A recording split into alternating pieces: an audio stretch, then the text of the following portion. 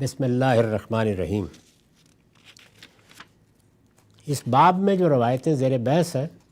میں نے یہ عرض کیا تھا کہ ان میں دو ہی مضامین ہیں اور دونوں مضامین بڑی اہمیت کے حامل ہیں۔ یہ آخری روایت اب میں پڑھنے جا رہا ہوں، یہ بھی بخاری سے لی گئی ہے اور اس کا رقم ہے 6133۔ میں توجہ دلا چکا ہوں کہ ہمارے سامنے جو روایتیں آتی ہیں یہ لوگوں کے بیانات ہیں اور کئی مرحلوں سے گزر کر ہم تک پہنچے ہیں۔ یعنی صحابہ کرام نے کوئی بات رسول اللہ صلی اللہ علیہ وسلم سے سنی، اس کا کوئی حصہ یاد رہ گیا یا اپنے فہم کے مطابق اس کا مضمون ان کے ذہن میں رہا، وہ آگے بیان ہو گئی، آگے سننے والوں نے اس کو کسی اور کے سامنے بیان کر دیا۔ اس میں الفاظ بھی بدل جاتے ہیں، سیاق و سباق کے بھی مسائل ہوتے ہیں، اس لیے بڑی محنت کر کے یہ متعین کرنا پڑتا ہے کہ بات کس محل کی ہوگی، کس موقع کی ہوگی۔ تو میں اس کو اصول کے طور پر اس طرح واضح کیا کرتا ہوں کہ قرآن مجید کی شرح و وضاحت میں اس کے سیاق کو نظر انداز کسی حال میں نہیں ہونا چاہیے۔ وہ سیاق الفاظ میں موجود ہے، وہ کتاب کی صورت میں ہے، یعنی آپ نے لفظ کے معنی پڑھ لیے، جملے کی تعریف سمجھ لی، اب دیکھیے بات کس جگہ کہی گئی ہے۔ ابھی میں جن آیات کا درس دے رہا تھا ان میں بھی یہ واضح ہوا کہ ایک خاص موقع کی بات جب اس موقع میں رکھ کے دیکھی گئی تو اس سے کیا بات نکلتی ہے، تو وہاں سیاق سباق کانٹیکسٹ بالکل متعین ہوتا ہے۔ اور اگر کوئی روایت آئی ہے تو اس میں کیا سیاق تھا، بات کیا تھی، کیا چیز ہوگی جس کو سامنے رکھ کر کوئی بات کی گئی ہوگی، اس میں آپ کو 3 مراحل سے گزرنا پڑتا ہے لازمی۔ ایک تو یہ کہ اس مضمون کی جتنی باتیں بھی مختلف لوگوں کے ذریعے سے ملیں ان کو اکٹھا کر لیں۔ لوگوں نے باتیں بیان کی ہیں تو اگر وہاں 10 لوگ تھے، 5 لوگ تھے یا کسی اور موقع پر بھی وہ بات ہوئی تھی اور اس کو کسی نے بیان کیا ہے تو ان سب کو جمع کر لیں، اس سے بڑی حد تک تصویر واضح ہونی شروع ہو جاتی ہے۔ اس کے بعد یہ کوشش کریں کہ یہ دیکھیں کہ قرآن مجید نے یا سنت نے کیا دائرہ متعین کیا ہے کسی چیز کا، یعنی کیا وہ باتیں ہیں کہ جن کو طے کر دیا گیا ہے ان کے اندر رکھ کر پھر کوشش کریں کہ اس بات کا محل متعین ہو جائے، یعنی سمجھ میں آ جائے کہ یہ بات غالباً اس موقع پر اس لحاظ سے کہی گئی ہوگی۔ یہ طریقہ ہے کسی روایت کو سمجھنے کا اور جاننے کا۔ تو اس پہ میں نے توجہ دلائی تھی کہ اس طرح کی چیزوں کو بس دیکھتے ہی اٹھا کے نہیں پھینک دینا چاہیے، ان میں بڑی بصیرت ہوتی ہے، بڑی حکمت ہوتی ہے، لیکن یہ ساری چیزیں ملحوظ رکھ کے ان کو دیکھنا چاہیے۔ عام آدمی اگر کسی موقع پہ محسوس کرتا ہے کہ یہ چیز اس کی گرفت میں نہیں آ رہی تو کوئی حرج نہیں، یہ علم الخاصہ ہے، علم ہی خواص کا ہے، لیکن چونکہ عام ہو گیا ہے تو اب اس کو پڑھنا پڑھانا بھی پڑتا ہے۔ وہ یہ کہہ سکتا ہے کہ یہ بات لوگوں کی ہے، اس کی کوئی ذمہ داری اللہ کے پیغمبر پر عائد نہیں ہوتی، اس کی زندگی کے لیے اللہ کی کتاب اور سنت کافی ہے جس پر وہ عمل کرتا ہے۔ تو یہ چیز بھی ملحوظ رہے، اور پھر وہ بات بھی جس کی طرف میں نے توجہ دلائی کہ ان دونوں میں در حقیقت وہ چیز کیا ہے جس کو سامنے رکھا گیا ہے۔ ایک پہ یہ کہ دنیا میں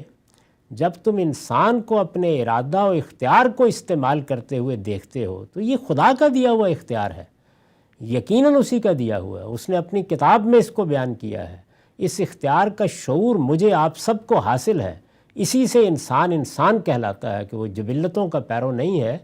لیکن کیا یہ اختیار دے کر اس کائنات کا پروردگار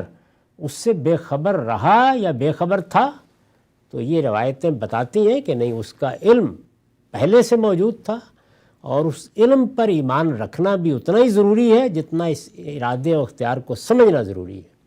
اور اس علم کے بارے میں پورا یقین رکھنا چاہیے کہ قیامت تک آسمان و زمین ٹل سکتے ہیں، اس علم کے خلاف کچھ نہیں ہو سکتا، اس لیے کہ وہ اس کائنات کے خالق کا علم ہے۔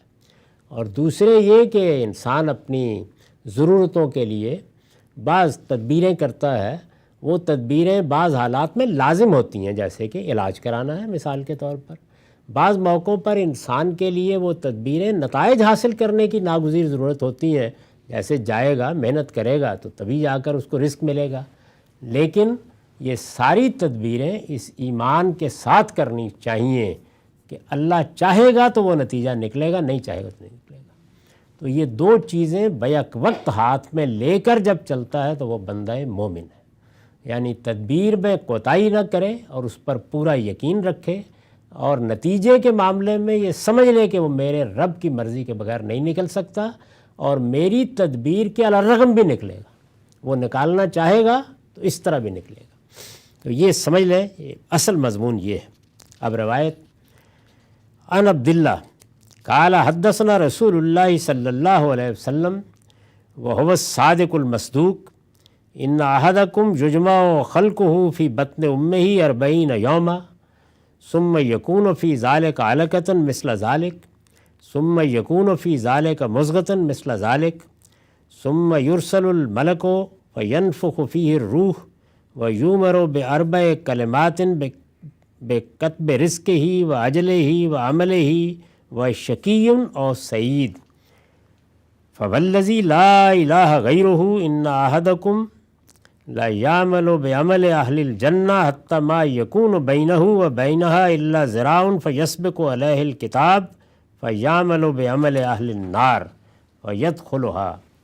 وَإِنَّ أَحَدَكُمْ لَيَعْمَلُ بِعَمَلِ أَهْلِ النَّارِ حَتَّى مَا يَكُونُ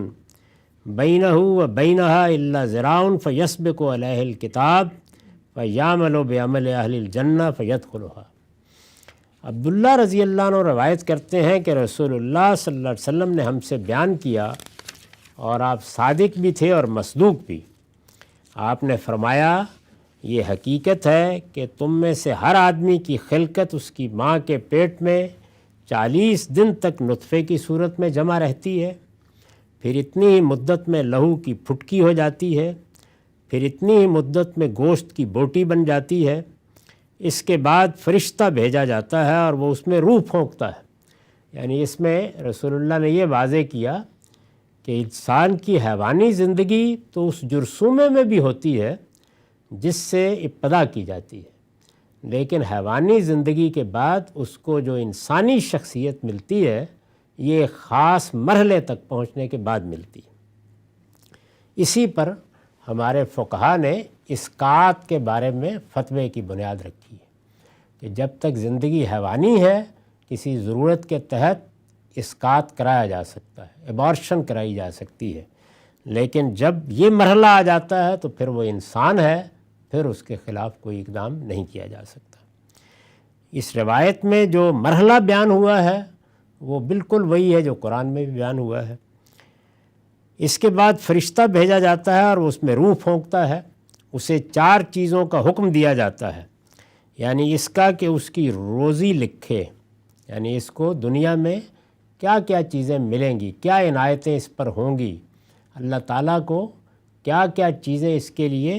مقدر کرنے کا فیصلہ معلوم ہو گیا۔ اس کی روزی لکھے، اس کی عمر لکھے، اس کا عمل لکھے، اور یہ لکھے کہ وہ نیک بخت ہوگا یا بدبخت، یہ پوری بات بتا دی جاتی ہے پہلے مرحلے ہی میں۔